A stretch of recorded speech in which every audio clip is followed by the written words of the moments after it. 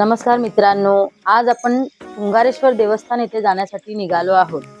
तुंगारेश्वर देवस्थान येथे जाण्यासाठी आपण सगळ्यात पहिले बाप्पा सीताराम मंदिर येथे यायचं आहे। इथे येण्यासाठी तुम्ही वसई स्टेशन पासून बस किंवा रिक्षा करू शकता। पहा, उजव्या साईडला तुम्हाला बाप्पा सीताराम मंदिर दिसेल। रिक्षा तुम्हाला थेट बाप्पा सीताराम मंदिर येथे सोडेल व बस तुम्हाला सातिवली बस स्टॉप येथे सोडेल।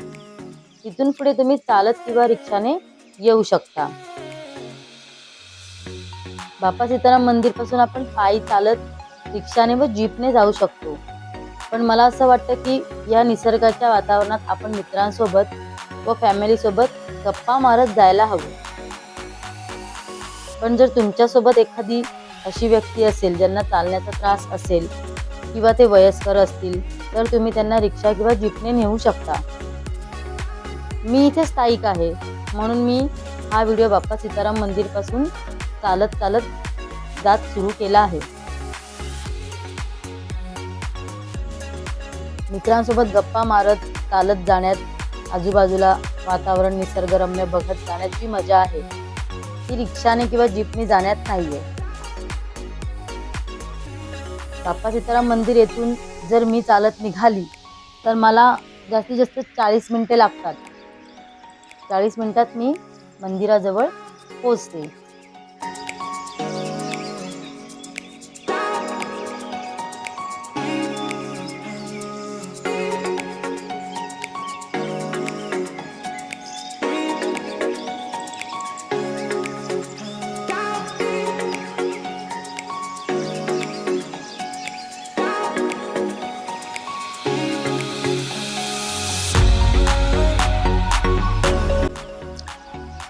चालता चालता आपण पहिल्या ब्रिज जवळ आलो आहोत। इथे तुम्ही तुमची 2 व्हीलर पार्क करू शकता। 4 व्हीलर पार्क करण्यासाठी बाप्पा सीताराम मंदिर जवळ तुम्हाला जागा दिलेली आहे। मित्रांनो, 2023च्या अगोदर हा ब्रिज इथे नव्हता। लोक गुडघाभर पाण्यामधून जात होते। मुलांना घेऊन जाणं ह्याच्यामधून अशक्य होतं। गाड्या वगैरे सुद्धा ह्याच्यामध्ये फसायच्या, त्यांना खूप प्रॉब्लेम्स व्हायचे। पण जेव्हापासून हा ब्रिज बनला आहे पर्यटकांना खूप सोयीस्कर झालेला आहे। ब्रिज क्रॉस करून आपण पुढे आलो की डाव्या बाजूला बघू शकता तुम्ही चकाचक मंदिर दिसेल व या मंदिरात गौशालाही आहे।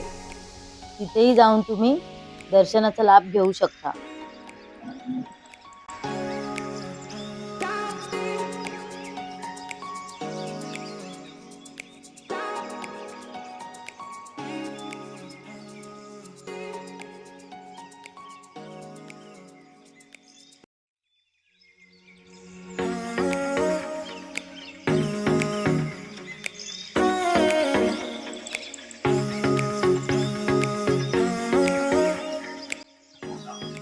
आता तुम्ही पाहू शकता हा फॉरेस्ट गेट।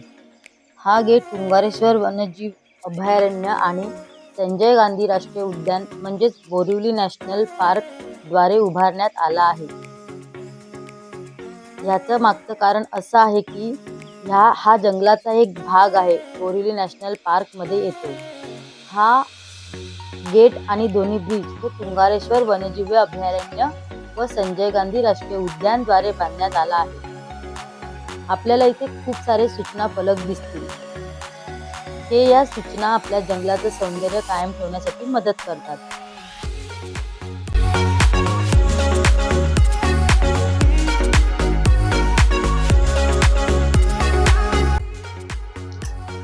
हा तो दुसरा ब्रिज ज्याबद्दल मी तुम्हाला सांगितलं होतं। जो आधी आपण ब्रिज बघितला आणि हा ब्रिज हे दोन्ही एकाच वेळी बांधण्यात आले आहेत।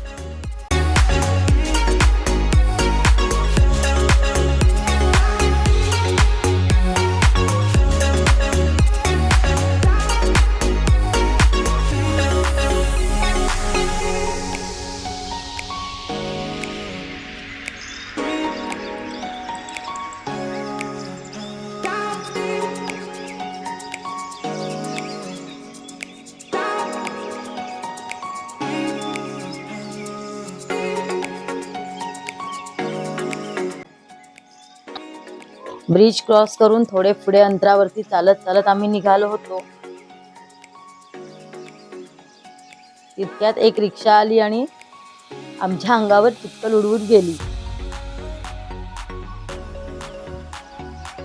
चालेल, काही प्रॉब्लेम नाही, तिकडे जाऊन आम्हाला भिजायचंच आहे.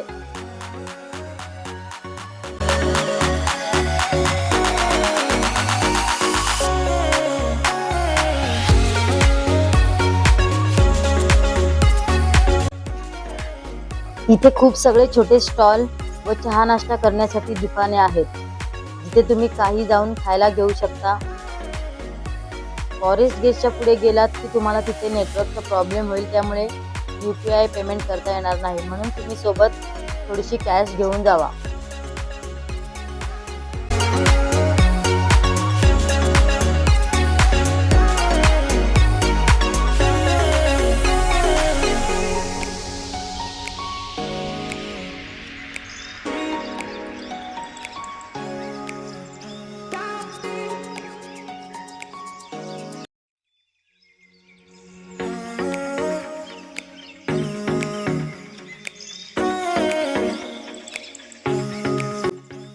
पुढे गेल्यावरती व्ह्यू खूपच सुंदर होता. आपल्याला इथे पुढे गेल्यानंतर माकडं देखील बघायला भेटतील. तशी ती माकडं कधी त्रास देत नाहीत आपल्याला.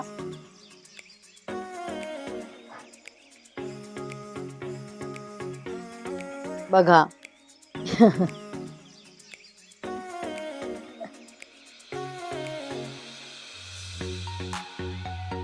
त्याच्यानंतर थोड्या पुढे गेल्यानंतर आम्ही तिथे मस्तपैकी फोटोज क्लिक केले.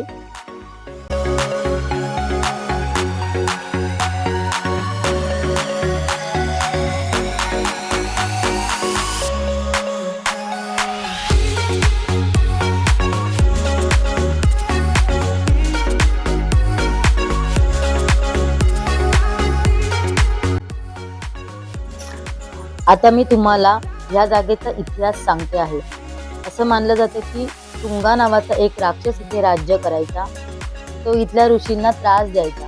त्या राक्षसाला पराजित करून भगवान परशुरामाने कैद केलं होतं. कैदेपासून मोक्ष मिळण्यासाठी राक्षसाने भगवान शिवची आराधना केली. त्याच्या तपस्येमुळे भगवान शिव त्याच्यावर प्रसिद्ध झाले आणि भगवान परशुरामाच्या हाताने त्याचा उद्धार केला. तुंगाद्वारा पूजित त्या शिवलिंगाचे नाव तुंगारेश्वर असे पडले. सन 1800 मध्ये संत गाडगे बाबा यांनी तो शिवलिंग शोधला आणि त्याला पुनर्जीवित केला. म्हणजे आपण असं बोलू शकतो की हे मंदिर गेल्या 200 वर्षापूर्वीपासून इथे आहे.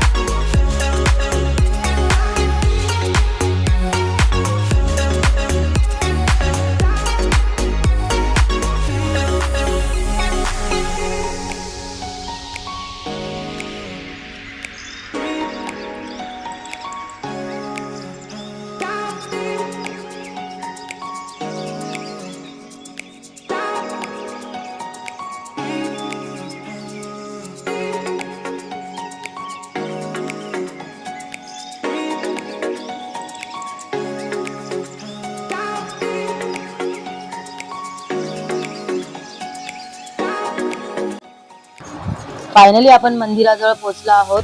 पाहू शकता तुम्ही किती सुंदर मंदिर आहे. आता आपण येथे दर्शन करू व आपल्या मित्रांसोबत मस्तपैकी मंदिराच्या मागे पाणी आहे तिकडे जाऊन एन्जॉय करू.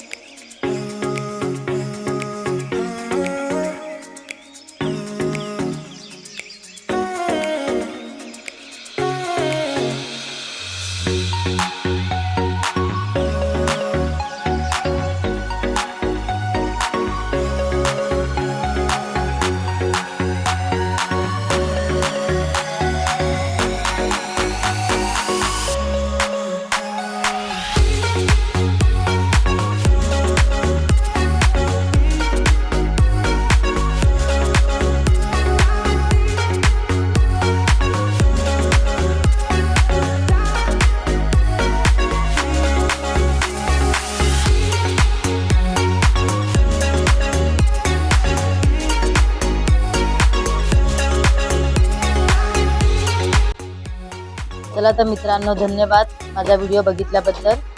प्लीज माझ्या व्हिडिओला लाईक, शेअर आणि सबस्क्राईब करा. Thanks for watching.